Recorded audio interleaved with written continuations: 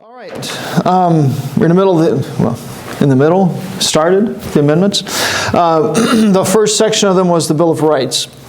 All 10 of those passed. There's one chunk there in 1791. And we started the very first one. Can somebody tell me something of significance of significance about the first part of that First Amendment? We just did a very little bit of it. Who wants? It's speaking to Congress. Okay, and how do we know that? Because the first word, Congress. Yeah, it says Congress shall not. All right, the courts, we will get to the 14th Amendment, then I'll point out the phrase they say forces all the states and local governments to buckle under this thing, but it's just Congress. I mean, it's even that girl-boy, or boy-girl, I don't know, even that thing, can read that and maybe read that and realize that it's Congress. This is a restriction on Congress, and that's it. It's not a restriction on the courts. It's not a restriction on the presidency.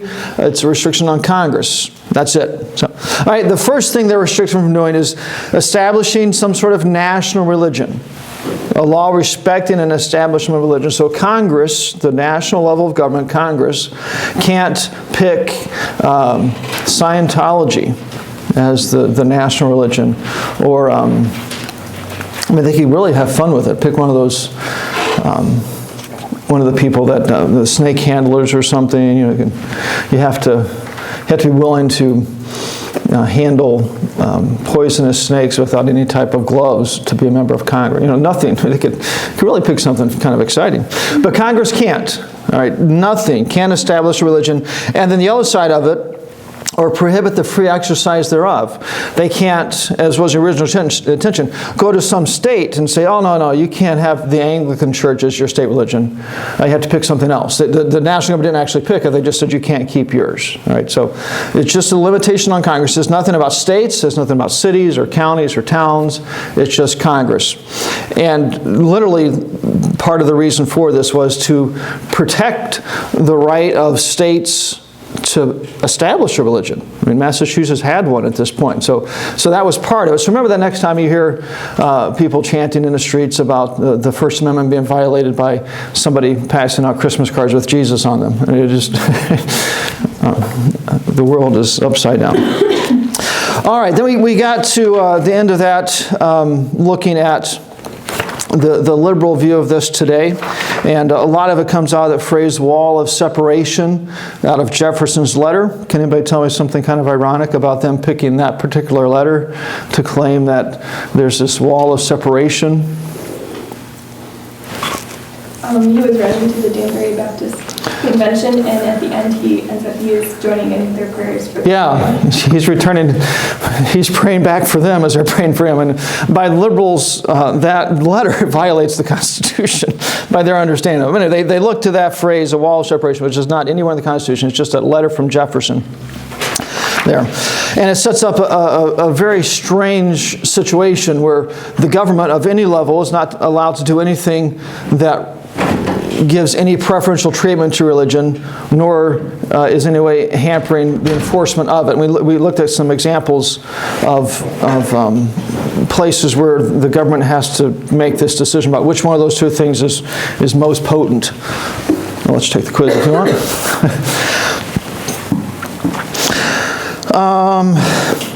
And I don't think I gave you the layman test. Do we get to that? Okay, that's the very last thing here with this first part of the First Amendment, the layman test. This is the test established by the Supreme Court in 1971 to help them decide if something violates the religious clauses here of the First Amendment. So the term layman doesn't come from the fact that it's a bad law or a bad rule, but I think that fits.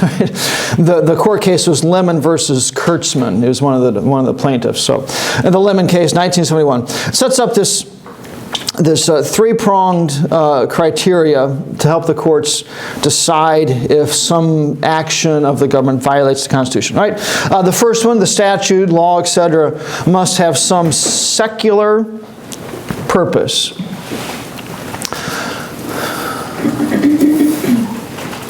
Sorry, Jacob.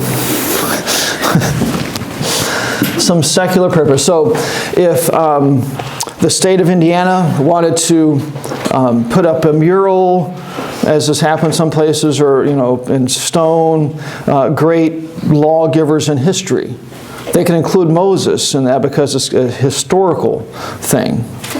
It's got to have some secular purpose, right? So that's the secular purpose.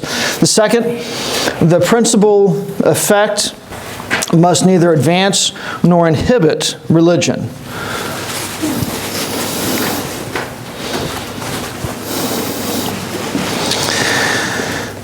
And then the last one, the statute must not, and this is a quote from the actual Layman case, create an excessive government entanglement with religion, whatever that means. An excessive government entanglement with religion. Washington warned us about entangling alliances. Maybe we've misread that all the way along. I'm kidding. Anybody remember some cases like the one out of the South, Judge Moore, where he had a display of the Ten Commandments, and the federal courts ruled that he had to take it out, and actually, if I remember right, sent federal marshals to take it out because he wouldn't. Anybody remember cases like that? So anyway, the courts finally decided in those cases that didn't have, it violated that first part, a secular purpose. It was just a display of the Ten Commandments, and they said that wasn't a purely secular thing. It had a religious flavor to it, therefore it violated the Constitution. If they'd put maybe the Ten Commandments and something out of the Quran and something out of the Vedas, is that the Hindu book?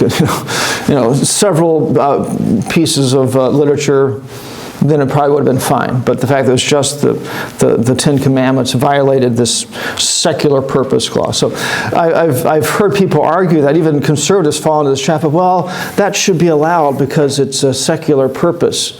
We're accepting the whole premise of the liberal view of the First Amendment. Really, we should just step back and say, that city isn't Congress. What's the question? I mean, we can't accept the premise. But anyway, for that is the way the courts, at least today, the federal courts, when they have some decision or some case brought to them dealing with the First Amendment, that's the basic criteria of how they do it. Need those of you? Number two, the principal effect must neither advance nor inhibit religion. It has to somehow go in the middle. It's like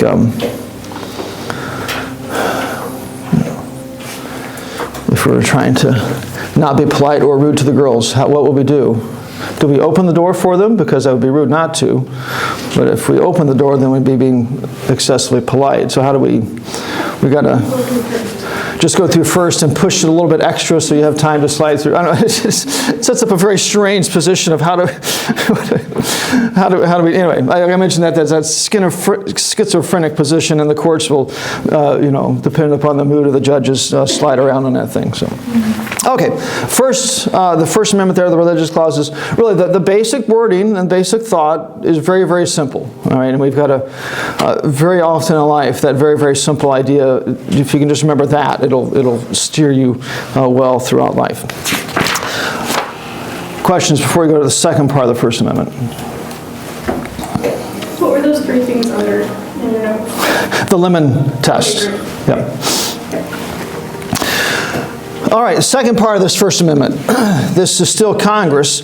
Congress shall make no law abridging the freedom of speech or of the press. Those two are stuck together. If you see the semicolons there, that's one basic thing. Freedom of press, freedom of speech, and of the press.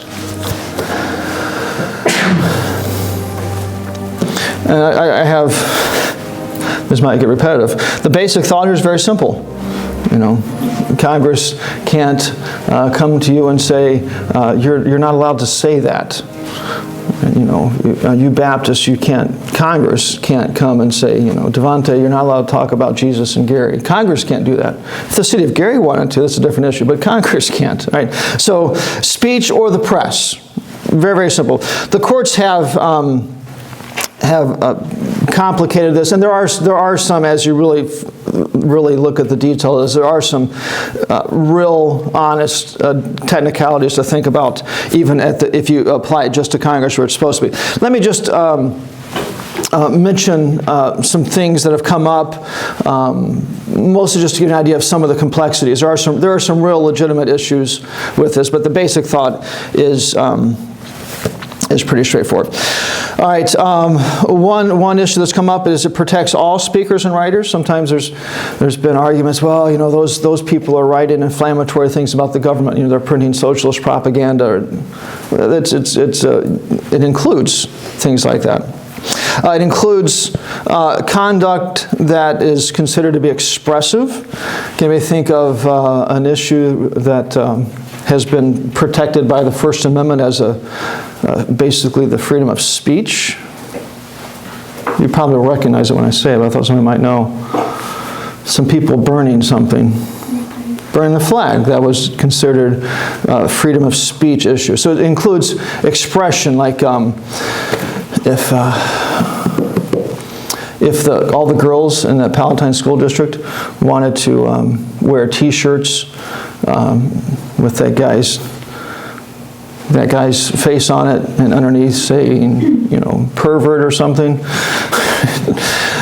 Congress wouldn't be allowed to come and stop them, right? So that actually is speaking to just maybe a picture of his face with the zero and the slash through it or something. Something like it'd be expressive. It's not actually speaking, but it's expressive. It includes stuff like that.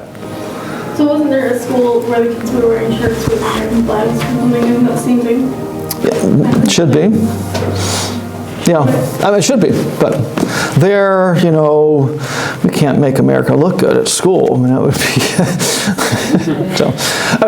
Really, yes, it should be, but even more so, the school should decide.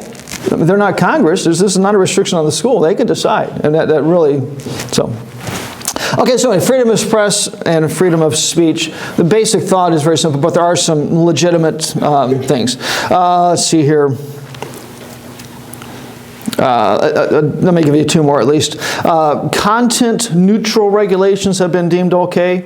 If a city says you can't play music above a certain level after 8 o'clock at night or something like that, or just can't make any noise above a certain level, that's been deemed okay. So somebody's blasting their socialist propaganda at midnight. The city or whoever can stop that under just saying you can't play it that loud. Nobody can play anything that loud. So as long as it's content neutral, that's been deemed okay.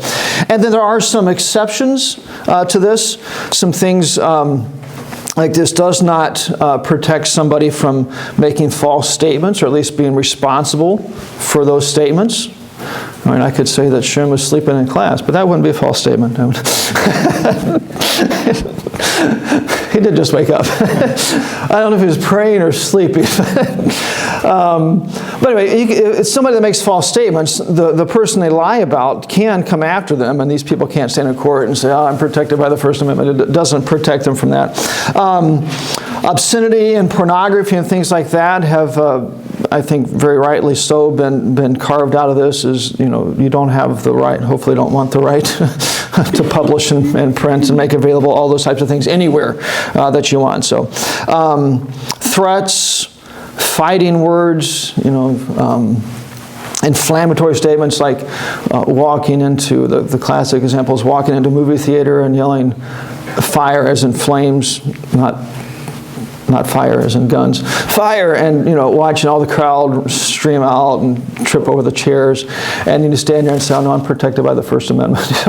So there's some exceptions like that, which I think are reasonable and good. So I should give you one more. Speech owned by others. You can't plagiarize somebody else and say, oh no, the First Amendment. So. All right, so again, the basic thought is very simple. And once you get into the real technicalities in the courts, there are some issues that are legitimate questions. So, but become a lawyer and you can really, really flesh that thing out someday. If you're thinking, man, that really sounds exciting, I want to find out all the details, you have problems. Become a lawyer and just isolate yourself from society. All right, so freedom of press, freedom of speech.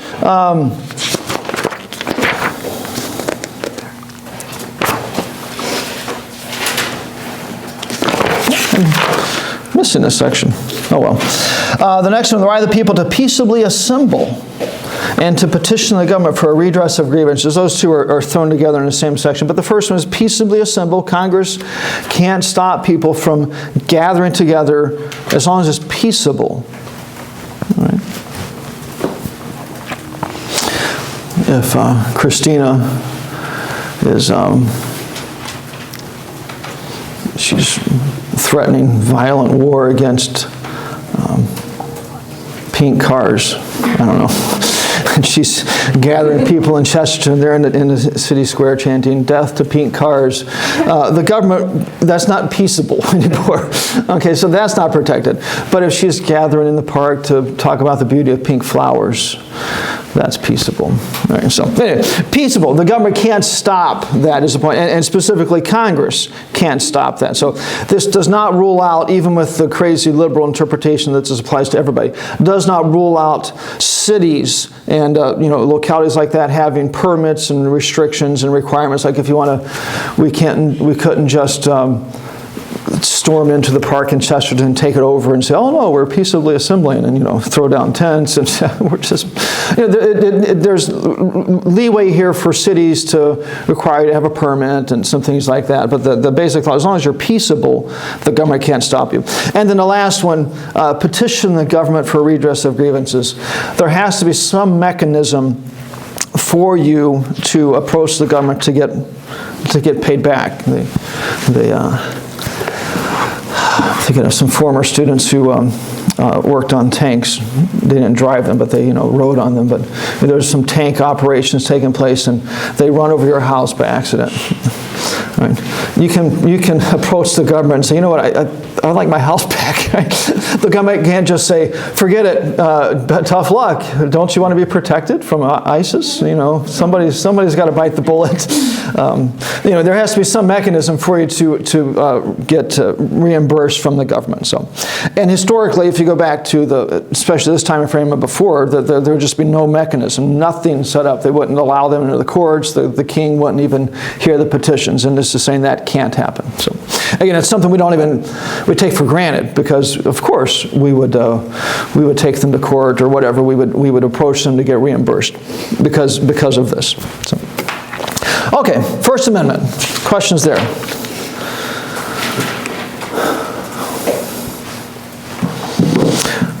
All right, Second Amendment. One of my favorites. All right, the First Amendment, how do we know that applies to Congress? It says Congress. Look at the Second Amendment.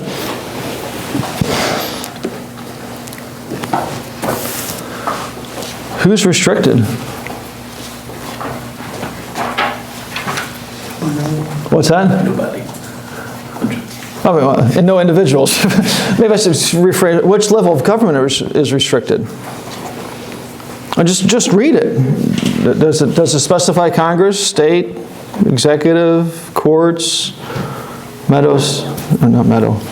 Mary. I think was shaking her head no. I'm not sure if it's to the name or to the question. No? No. It doesn't specify. Okay, it just says this right to keep and bear arms shall not be infringed. Again, if we're actually looking at the words, which I think is appropriate, it is very different than the First Amendment. These people, they didn't write this like some of you write your papers, frantically get to the link, hit print, and then turn it in. And when you get it back, you say, "Wow, I misspelled that word." Now, and you didn't never go back and look at it again. Hopefully, don't do that. All right, this was done deliberately. They looked at it, and the words are particular. All right, so they did not specify here a level of government. Right, like the first one. The first one's very clear. This is Congress. This is just the right of the people to keep and bear arms shall not be infringed. It does, taken on face value, apply to states, apply to cities, counties, the national level, things like that. Can anybody guess what the courts have said? The courts have said that states have to listen to the First Amendment. Can anybody guess? Have they ruled that states have to listen to the Second Amendment? No. No. It actually is starting to come around. There's a case in Chicago where the Supreme Court said you have to have some way for the people to have guns. In Chicago, it was just not legal to own a handgun at all. And it was a black guy that sued, said, I want to be able to defend myself. Right? So he took it all the way to the Supreme Court, and the Supreme Court said this is an individual right, which is appropriate, and you cannot just blanketly ban it. So we've come that way a little bit, but we've never had the Supreme Court say this applies to states as a blanket statement like they have the First Amendment, which is another reason that we shouldn't always trust the Supreme Court, because you guys, without being in class, could read these two amendments and I think make a better decision.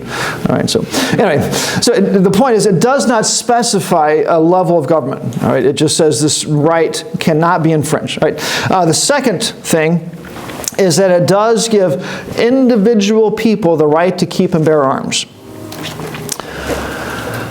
Right. Some people argue that, well, you know, it's for the militia. If you're in the militia, then you have the right to keep and bear arms or something. No. Right. We can look at the wording, but the key part, the right of the people to keep and bear arms shall not be infringed. That's the heart of the amendment. The first half gives us the reason why, but at the heart of it is the right of the people to keep and bear arms.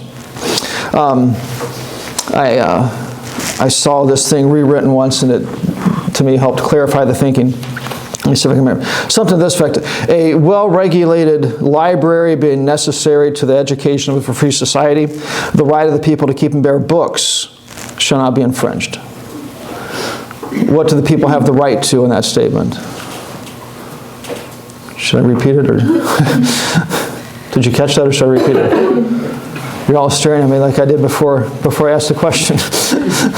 A well-regulated library being necessary to the education of a free state, the right of the people to keep and bear books shall not be infringed. Who is given the right to have books? The library or the people? David's saying the people.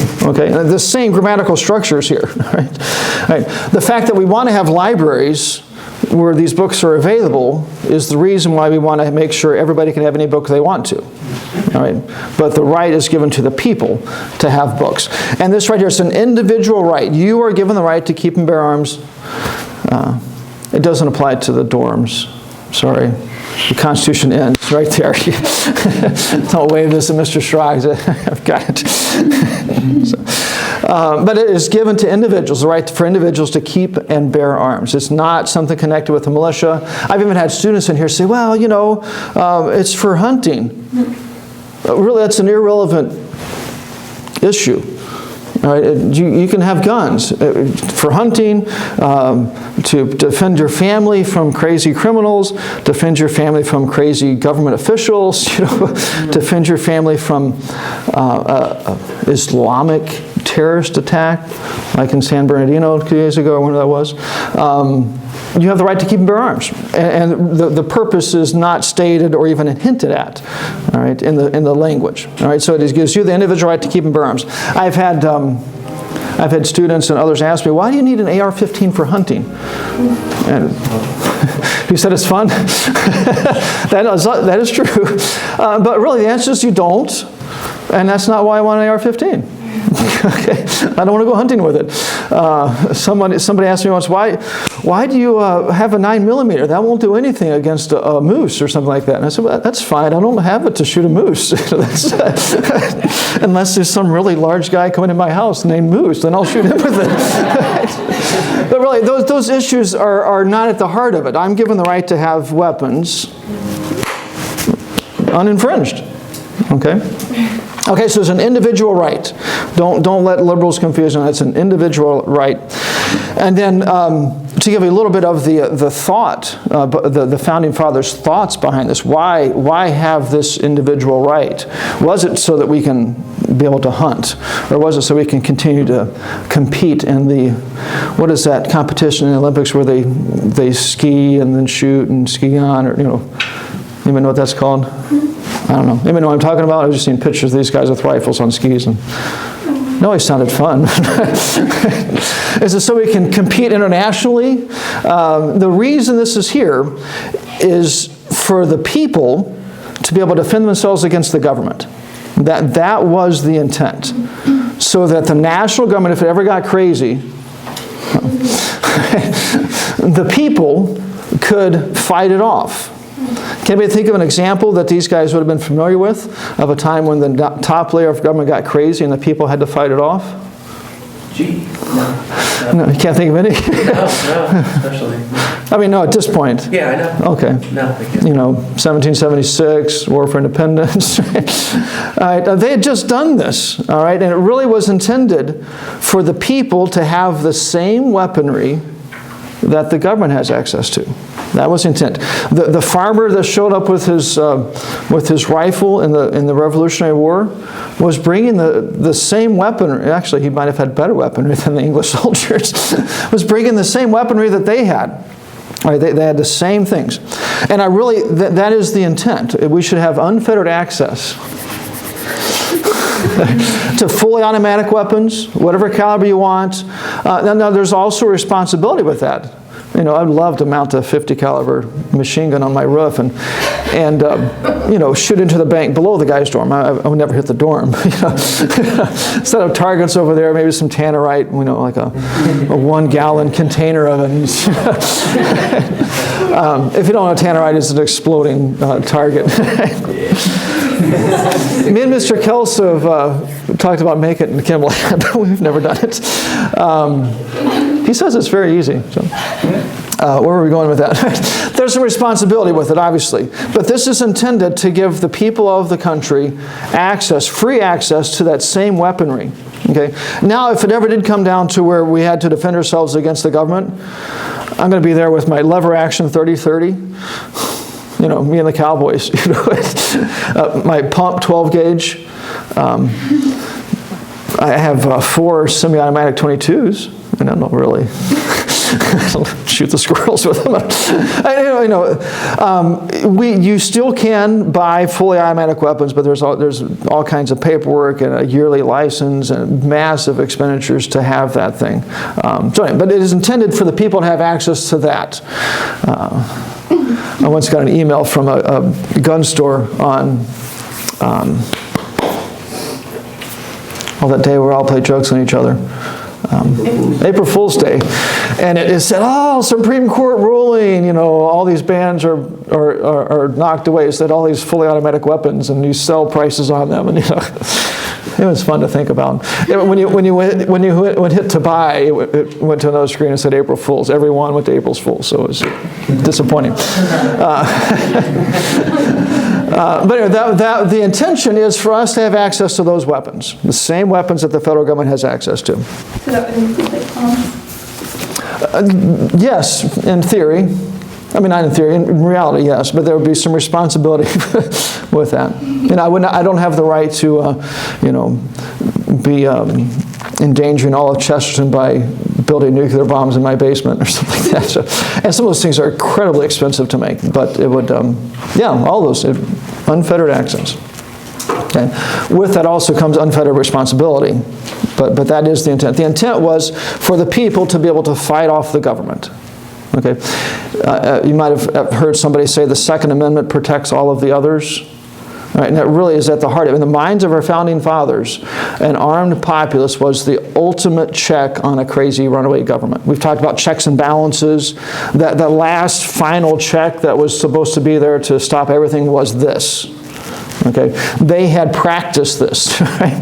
An armed populace throwing off a runaway government, and they were wanting to make sure that the people of America still had that right.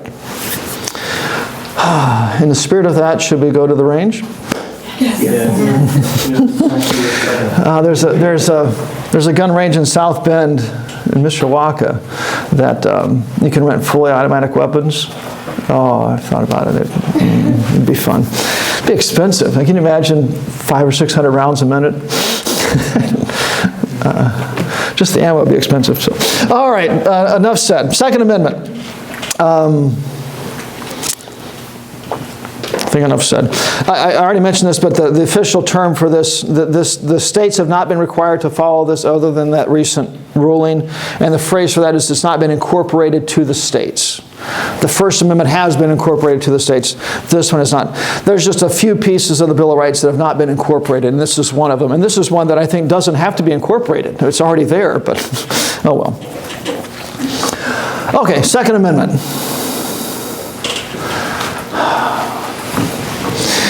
I go to a safe schools meeting for Porter County periodically, and they're talking about ways to make sure Porter County schools are safe, and the police will come and inspect your facilities and point out weaknesses. And I haven't done it yet, but I really need to. At the next meeting, I wanted to say, why don't we have some teachers with guns? Why do we want to make everybody sit around and wait 5 or 6 minutes for you guys to show up? You guys do a great job, but why do we want to give these guys 5 or 6 minutes? All right. Wouldn't that be fun? Oh, no, that's the wrong way to think about it. I never, ever want to be in that position. But imagine the crazy jihadist that walks in and thinks he's going to kill a bunch of school kids, and the first classroom walks into, the teacher shoots him. And hopefully she gut shoots him or something, so he struggles and suffers and realizes what a complete failure he was. So, all right, enough said. Next amendment. But anyway, it is, that is, I think, the simplest, most sane solution. So, all right, Amendment 3. No soldier shall in time of peace be quartered in any house without the consent of the owner, nor in time of war by any manner to be prescribed by law. But in a manner to be prescribed by law. Sorry, I'm thinking about the little delicate first grade teacher that pulls out the Colt 1911. The terrorist falls over as she falls over. All right, this prevents quartering of soldiers. We do have several shotguns and things located around the property that we could get access to if needed. All right, anyway, the government can't quarter soldiers. This was done in the time frame before the Revolution. It was not allowed in England. It was forced upon the colonists. This is just no quartering of soldiers. It does give the exception for a time of war in a manner prescribed by law. So Congress could pass a law saying we've been invaded by the Grenadians. They're mad at Reagan freeing them from communism, so they come to get their revenge or something. And the government, the Congress could say the military can occupy gymnasiums and other things to house the soldiers to combat this. But in time of war prescribed by law, the president or the actual field commander wouldn't have the authority to just willy-nilly do what he wanted. So, quartering of soldiers, that has not been an issue ever in the courts. It was cited one time in 1965. It was cited as one of the things that created a zone of privacy. It's not in the Constitution, but anyway. Okay, number 4. This one has been cited and misinterpreted like everything else. The right of the people to be secure in their person, houses, papers, and effects against unreasonable searches and seizures shall not be violated. Okay, so we have the unreasonable searches and seizures. The government can't unreasonably search you. There's obviously a little bit of vagueness, what exactly means unreasonable. But the basic thought is very simple. The government can't just come storm into your dorm room and start looking around for things. They have to some reason. But maybe a better example, who remembers writs of assistance from American history that wants to tell us about them? Remember the term? Anybody want to tell me about them?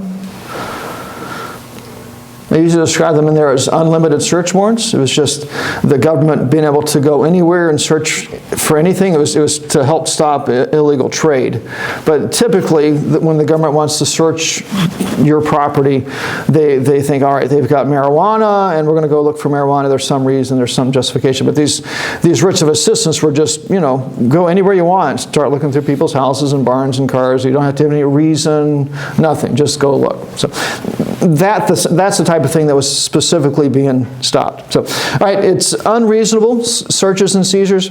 Let's read the next part, and then we'll try to point out how this has been misunderstood a little bit. No warrant shall issue but upon probable cause, supported by oath or affirmation, and particularly describing the place to be searched and the person or things to be seized. Okay, so here we have a search warrant. And it gives us some criteria for a police officer to get a search warrant. If they show up at your house and they say have a warrant to search your house, they would have to come up with this stuff in front of a judge. Oath or affirmation, them, this is what I've seen, them, I'm not lying, that type of thing. Describing the place to be searched. I want to look in their garage, and I'm looking for, either a convict or some person or something. I'm looking for marijuana, or I'm looking for a meth lab, or I'm looking for 50 caliber tripod mounted machine guns, or I'm looking for, like the guys in California, the husband and wife terrorist team. There you go, girls. That's the guy you want to find. They were making pipe bombs, or they called them IEDs, improvised explosive devices. I think they had 14 or 15 of them that they were in the process of making in their house. All right, so anyway, looking for stuff like that. So anyway, the place has to be named and the thing you're looking for if the police want to get a search warrant. Okay. Now today we've been ingrained, and I think you should take advantage of this. It's not really what this amendment means, but we've been ingrained with the idea that the police cannot search without a search warrant. They show up at your house and say, I want to come in and look for something. You should ask for a search warrant, and if they don't have one, you should turn them away. Just say, no, you're not coming in. That is the way the current law works. That is really not what this means. Okay? What this means is, first of all, it says the police they can't search unreasonably. So they do have the right to come and just go into your house and look for things. And if it's unreasonable, then that police officer is liable. Right? If he goes to the trouble of getting a search warrant, then it kind of covers that unreasonable issue. All of a sudden, he's got the court's approval to do this, and that police officer is protected. Does everyone understand the difference? At this point, it really did not say the police could not search without a search warrant. They just said they couldn't search unreasonably. And if they went to get a search warrant, then it gave them a layer of protection, legal protection. Yep. What would you define as unreasonable? Well, that is... the kitchen cupboard, or... Well, that's where that again, there's a little bit vague about what is exactly, I'm not vague, I mean, it's just, that is a situation that would be argued in court and decided upon. But the police officer, if he sees you with the large bag of powdered sugar over your shoulder, run into your house, well, let's pretend that the rules said he couldn't go in now. Right? This is saying, no, he could. It'd be very reasonable to follow the guy in there and search and look for the cocaine. Right? If he went and got a search warrant and came back, he would then have legal protection. It would be much, much harder for the homeowner or that guy to come after him and sue him for being unreasonable because he had that search warrant that kind of established that reasonableness beforehand. Everyone see the difference? Okay, so it really did not exclude a search without a warrant. Please, if they ever come to search your house, say we've heard that you're beating your children, we want to come inspect them, say where's the search warrant? And refuse to let them in, and as soon as they leave, get out of the state and get away. But take advantage of the current situation, all right? But it is not what was really meant. So, okay, so unreasonable searches and seizures.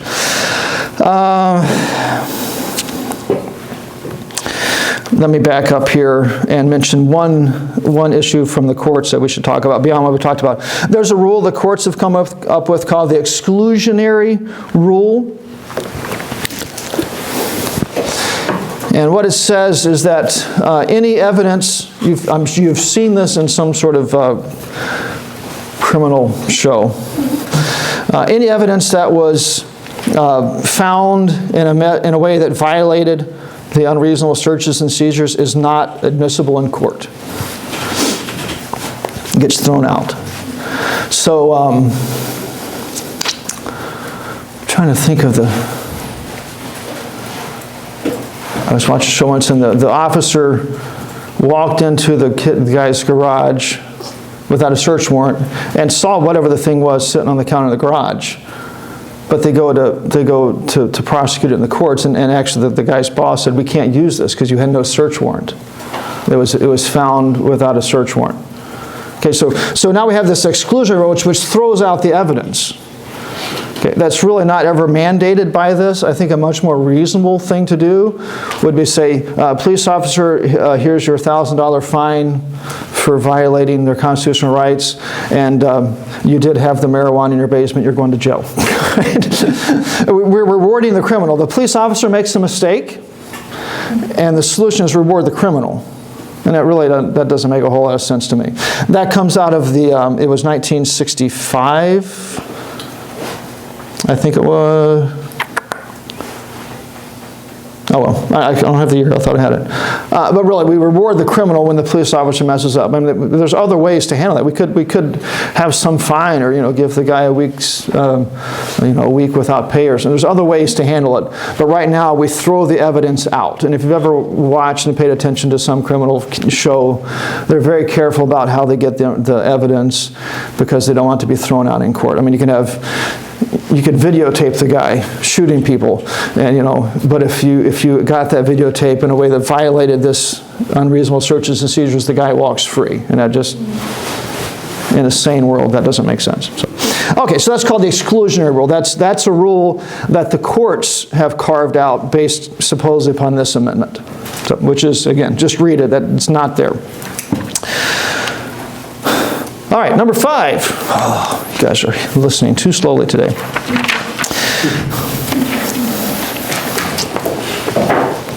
Did you say it's interesting? As opposed to the other class periods, this is another in a long line of interesting classes? Yeah. Can you tell Shim about this, please? All right, the Fifth Amendment. What do you think about when you hear the Fifth? I plead the Fifth. I plead the Fifth. Some of you probably gave the right answer. You think about nothing. What, thought? Constitution? I plead the Fifth. That is in there. With that, the idea is that I'm not going to say anything because I'll incriminate myself. It does make you look kind of bad. You're in Mr. Amika's office. It says, "Did you steal so-and-so's money?" I plead the Fifth. It does make you look a little bit guilty, but there is a statement in here that people take advantage of. All right, let's just read through it. There's more than just that in there. All right, no person shall be held to answer for a capital or otherwise infamous crime. Basically a serious crime. You can't be held in jail for a trial, unless on a presentment or indictment of a grand jury.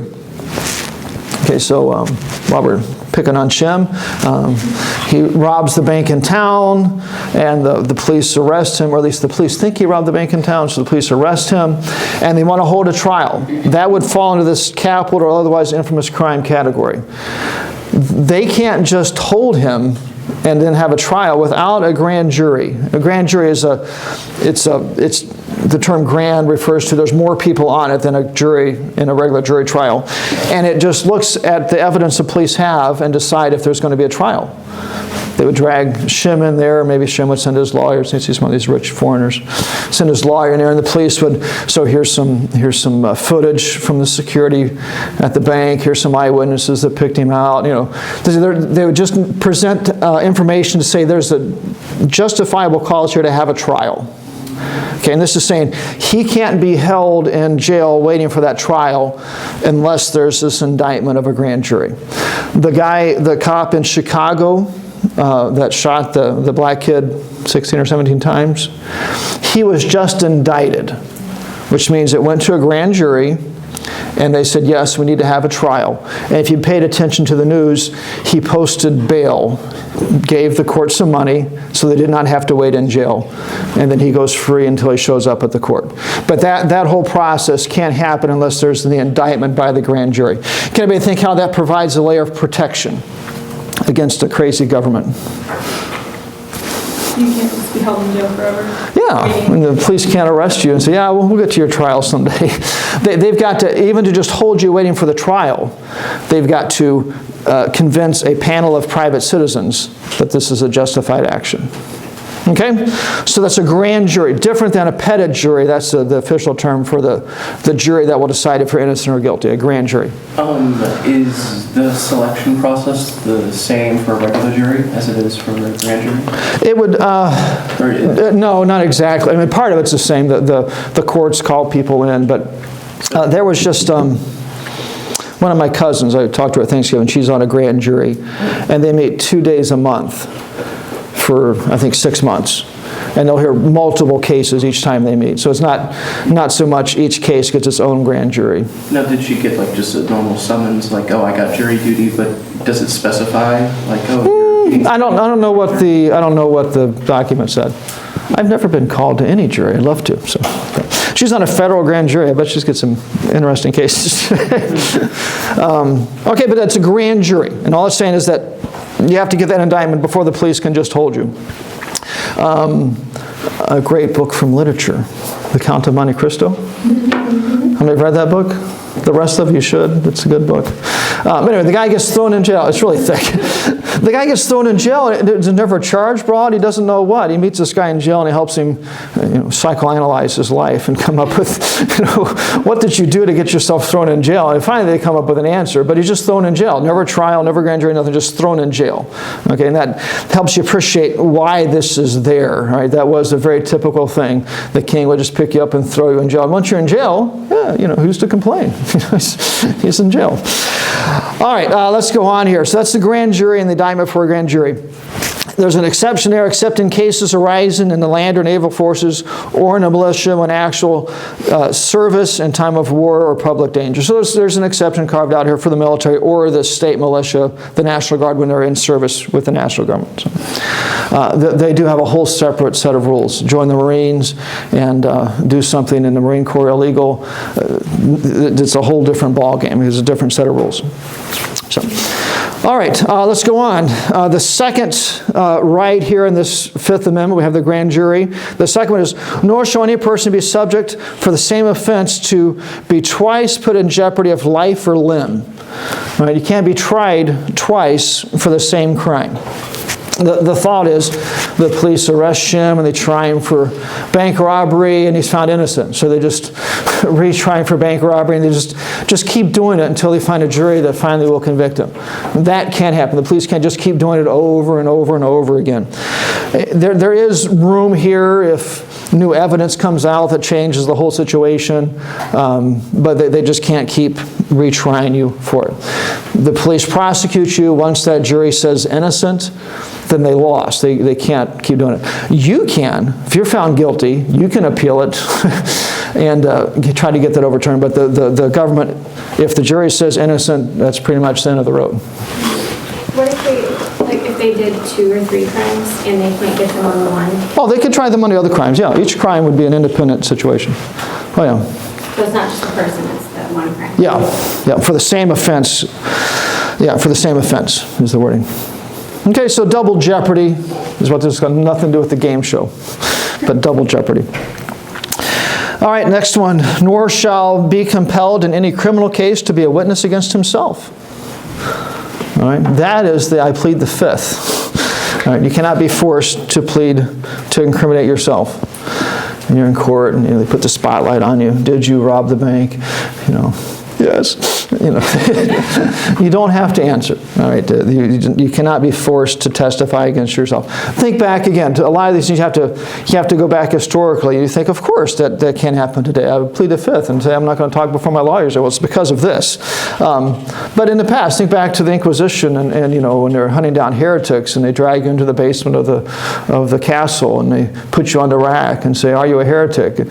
And eventually say yes, and then take you out and burn you because look, he confessed to being a heretic. You cannot be forced in that manner or any manner to be a witness against yourself. So people do plead the fifth. It makes you look guilty, but if the government can come up with other evidence to convict you, then you walk free. They've got to come up with evidence outside of you. They can't just come in and get it from you. So, okay, so I plead the fifth. Is that going to be your next response? Mrs. O calls you. So you walk up to the front desk, I plead the fifth. Whatever it is, I'm not answering. Okay. All right, let's go on here. We have really the same group of things together. We have a semicolon before, nor shall be compelled in any criminal case to be witness against himself, nor be deprived of life, liberty, or property without due process of law. Life, liberty, or property without due process of law. The government can't take your life, your liberty, or your property. Can't put you in jail, they can't kill you, or they can't take your stuff, except by following due process of law. Anybody know what due process of law means?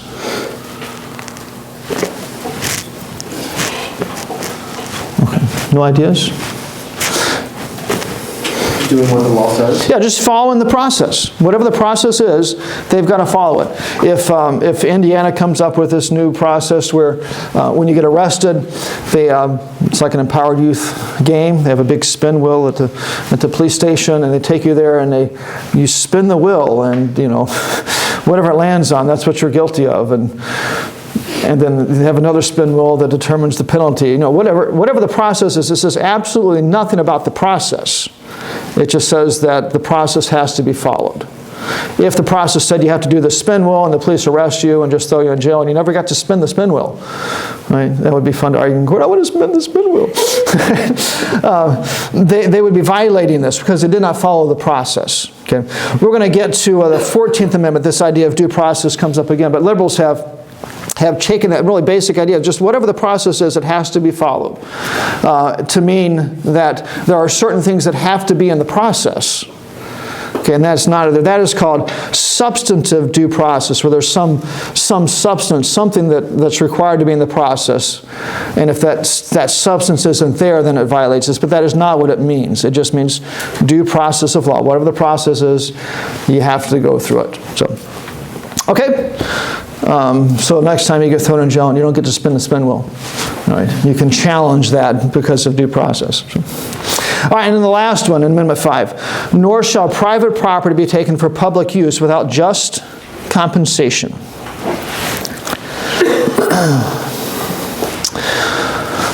Pretty straightforward. You own some property and the government wants it. It does not say they can't take it. It just says they have to justly compensate you for it. They have to pay you. It does give, the term here is eminent domain.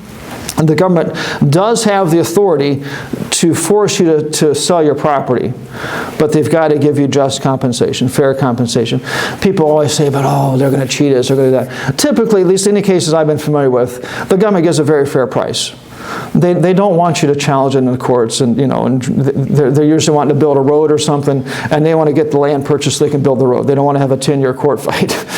So typically it's a pretty fair thing. My in-laws, my wife's parents, that's who those are, they own several acres that were purchased to create an off-ramp, one of those, an interchange for a highway. And the government gave them a very fair price for that. It was just about 5 years ago. So anyway, any case I've heard of, it's been a fair thing. The government bought part of our land by the soccer field to expand 49. Well, that's probably been 20 years ago. But they just took the land and paid us for it a long time ago. So eminent domain. And it specifically says here, private property for public use. Some use by the government. The courts have gotten this wrong. I know you're shocked at that. There's been a couple cases recently in the last 10 years where some cities or counties wanted to use eminent domain to take somebody's property and give it to a developer to build a shopping center or something along that line. One of the cases was I think it was a drug company built a manufacturing facility, or they wanted to give it to a private company. And the cities argued, well, this is for public use. We're going to get more tax money from the other people. And the courts said, yes, this is fine. Okay, which is, no. All right, it is not fine. This is for the government to use it. The government wants to build a military base, and your little family farm's in the middle of it. They can take it, okay? And you can't stop them. They're going to take it. But some large company wants to build a factory, the government can't take your property and give it to them. Right? So it's going from private hands to government hands. That's what I mean. And there's been two major cases. One was out around Delaware or Connecticut, someplace out that direction, and the other was in St. Louis or someplace. Both times the court said, oh yeah, this is fine. This is eminent domain. You can take their property. Which is not what the amendment says. Amendment 6. You guys are slow. There's a lot in the Bill of Rights, but we're getting down to the end of them. Let's at least start into Amendment 6. We probably won't finish it, but for time's sake, I think we should start into it. All right, the first 4 words give us an indication of what this is talking about. What's the issue here? I wouldn't know, I don't have it in front of me. Who wants to help Amanda? Ooh. Pass that back, please.